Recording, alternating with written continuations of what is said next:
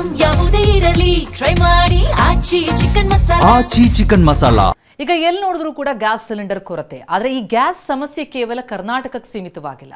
ಅಮೆರಿಕಾದಿಂದ ಹಿಡಿದು ಬಿಹಾರದವರೆಗೆ ಗ್ಯಾಸ್ ದರ ಏರಿಕೆ ಮತ್ತು LPG ಎಮರ್ಜೆನ್ಸಿ ಶುರುವಾಗಿದೆ. ಗ್ಯಾಸ್ ಪೂರೈಕೆ ಕಡಿತ ಆಗ್ತಾ ಇದ್ದಂತೆ ಸಿಲಿಂಡರ್ಗಳನ್ನೇ ಕಳ್ಳತನ ಮಾಡೋದಕ್ಕೆ ಶುರು ಮಾಡಿದ್ದಾರೆ. ಕೇಂದ್ರ ಸರ್ಕಾರ ಅಲರ್ಟ್ ಆಗಿದ್ದು ಸಮಸ್ಯೆ ಇತ್ಯರ್ಥಕ್ಕೆ 3 ಸದಸ್ಯರ ಸಮಿತಿ ರಚಿಸಿದೆ.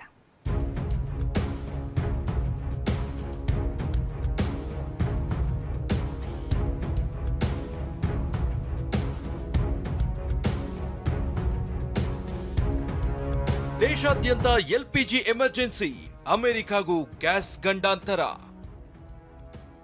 ಕೇಂದ್ರ ಸರ್ಕಾರಕ್ಕೆ ಕರ್ನಾಟಕ, ತಮಿಳುನಾಡು ಸಿಎಂಗಳಿಂದ ಪತ್ರ. ಸಪ್ಲೈ ವಾಹನಗಳು, ಏಜೆನ್ಸಿಗಳಿಂದ ಗ್ಯಾಸ್ ಸಿಲಿಂಡರ್ಗಳೇ ಕಳವು. ಎಸ್, ಇದು ನಗಬೇಕೋ ಅಳಬೇಕೋ ಅನ್ನೋ ಸ್ಥಿತಿ.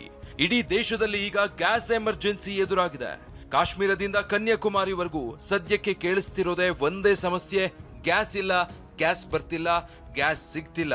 ಹೋಟೆಲ್ಗಳು ಸಿಲಿಂಡರ್ ಸಿಗದೆ ಬಂದ್ ಮಾಡಲು ಮುಂದಾಗಿದ್ದಾರೆ. ಗೃಹ ಬಳಕೆ ಸಿಲಿಂಡರ್ ಸ್ಟಾಕ್ ಮಾಡಲು ಮುಗಿಬಿದ್ದಿದ್ದಾರೆ. ಮುಂಬೈನಲ್ಲಿ 20% ಹೋಟೆಲ್ಗಳು ಬಂದ್ ಆಗಿವೆ. ತಮಿಳುನಾಡಿನ ಚೆನ್ನೈನಲ್ಲಿ ಕೆಲ ಹೋಟೆಲ್ ಕ್ಲೋಸ್ ಆಗಿವೆ. ಕೋಲ್ಕತ್ತಾದಲ್ಲೂ ಹೋಟೆಲ್ಗಳು ಸಿಲಿಂಡರ್ ಕೊರತೆ ಎದುರಿಸ್ತಾ ಇವೆ. ಮಹಾರಾಷ್ಟ್ರದ ಪುಣೆಯಲ್ಲಿ ಗ್ಯಾಸ್ ಚಿತಾಗಾರ ಬಂದ್ ಆಗಿದೆ. ಬಿಹಾರದಲ್ಲಿ ಸಿಲಿಂಡರ್ಗಾಗಿ ಏಜೆನ್ಸಿ ಮುಂದೆ ಜನ ಜಮಾಯಿಸ್ತಾ ಇದ್ದಾರೆ. ಉತ್ತರ ಪ್ರದೇಶದಲ್ಲಿ ಗ್ಯಾಸ್ ಗೋಡೌನ್ಗೆ ಮುಗಿಬಿದ್ದಿದ್ದಾರೆ. ಒಂದೆಡೆ ಜನ ಹೀಗೆ ಸಿಲಿಂಡರ್ ಪಡೆಯಲು ಪರದಾಡ್ತಾ ಇದ್ರೆ, ಇನ್ನು ಕೆಲವರು ಗ್ಯಾಸ್ ಸಿಲಿಂಡರ್ಗಳನ್ನೇ ಕಳ್ಳತನ ಮಾಡ್ತಿದ್ದಾರೆ. ಕಳೆದ 2-3 ದಿನಗಳಿಂದ ದೇಶದ ಹಲವೆಡೆ ಸಿಲಿಂಡರ್ ಕಳ್ಳತನ ಪ್ರಕರಣಗಳು ನಡೀತಾ ಇವೆ. ಝಾನ್ಸಿಯಲ್ಲಿ 17 ಲಕ್ಷ ಮೌಲ್ಯದ 524 ಸಿಲಿಂಡರ್ಗಳ ಕಳ್ಳತನ. ಕಾನ್ಪುರದಲ್ಲಿ ಶಾಸಕರ ಗೋದಾಮಿನಿಂದ 43 ಸಿಲಿಂಡರ್ ಮಾಯ. ಇದು ಉತ್ತರ ಪ್ರದೇಶದ ಝಾನ್ಸಿಯಲ್ಲಿ ಸಿಕ್ಕ ಗ್ಯಾಸ್ ಸಿಲಿಂಡರ್ ಸರಬರಾಜು ವಾಹನದ ದೃಶ್ಯ. 17 ಲಕ್ಷ ಮೌಲ್ಯದ 524 ಗ್ಯಾಸ್ ಸಿಲಿಂಡರ್ ತುಂಬಿದ್ದ ವಾಹನವನ್ನೇ ಖದೀಮರು ಹೈಜಾಕ್ ಮಾಡಿದ್ದಾರೆ. ಭಾರತ್ ಪೆಟ್ರೋಲಿಯಂ ಸಂಸ್ಥೆಗೆ ಸೇರಿದ ಸಿಲಿಂಡರ್ಗಳನ್ನ ಕದ್ದು ಖಾಲಿ ವಾಹನವನ್ನ ಬಿಟ್ಟು ಪರಾರಿಯಾಗಿದ್ದಾರೆ.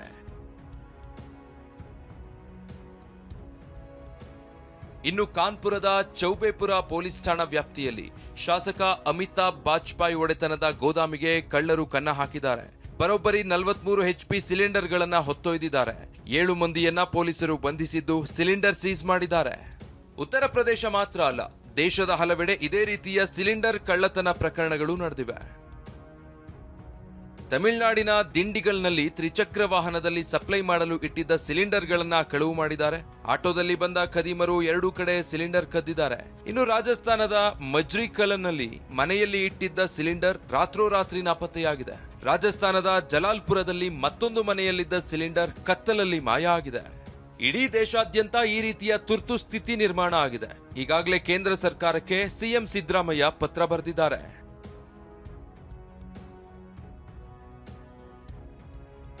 ತಮಿಳುನಾಡು ಸಿಎಂ MK ಸ್ಟಾಲಿನ್ ಕೂಡ ಪರಿಸ್ಥಿತಿ ಬಗ್ಗೆ ಪರಿಶೀಲನಾ ಸಭೆ ನಡೆಸಿದ್ರು. ಗ್ಯಾಸ್ ಸಿಲಿಂಡರ್ ಪೂರೈಕೆಗೆ ಕ್ರಮ ಕೈಗೊಳ್ಳುವಂತೆ ಪ್ರಧಾನಿಗೆ ಪತ್ರ ಬರೆದಿದ್ದಾರೆ.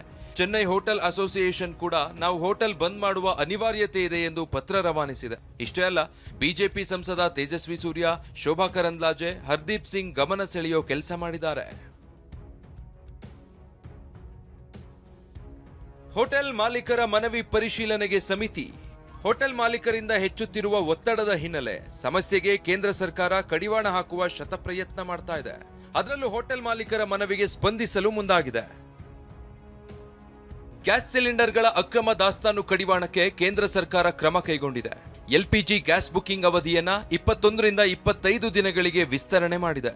LPG ಗ್ಯಾಸ್ ಉತ್ಪಾದನೆಯನ್ನ ಹೆಚ್ಚಿಸುವಂತೆ ರಿಫೈನರಿ ಕಂಪನಿಗಳಿಗೆ ಸೂಚನೆ ನೀಡಿದೆ.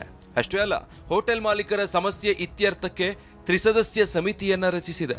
ಈ ಸಮಿತಿ ರೆಸ್ಟೋರೆಂಟ್, ಹೋಟೆಲ್ಗಳ ಮನವಿಗಳ ಬಗ್ಗೆ ಪರಿಶೀಲಿಸಲಿವೆ. ಏನೇ ಆಗ್ಲಿ, ಯಾವುದೇ ಸಮಸ್ಯೆ ಆಗಲ್ಲ ಅಂತಿದ್ದ ಕೇಂದ್ರ ಸರ್ಕಾರ ಈಗ ಸರ್ಕಸ್ ಮಾಡ್ತಾ ಇದೆ. ಆದರೆ ಸದ್ಯಕ್ಕೆ ಇತ್ಯರ್ಥವಾಗುವಷ್ಟು ಸುಲಭದ ಸಮಸ್ಯೆ ಇದಲ್ಲ ಅನ್ನೋದಂತೂ ಕೇಂದ್ರ ಸರ್ಕಾರಕ್ಕೆ ಗೊತ್ತಿದೆ. ಸದ್ಯ ಸಿಲಿಂಡರ್ ಕೊರತೆಯಂತೂ ದೇಶದಲ್ಲಿ ಭಾರಿ ಅನಿಶ್ಚಿತತೆ ಸೃಷ್ಟಿಸಿದೆ. Bureau report, TV9.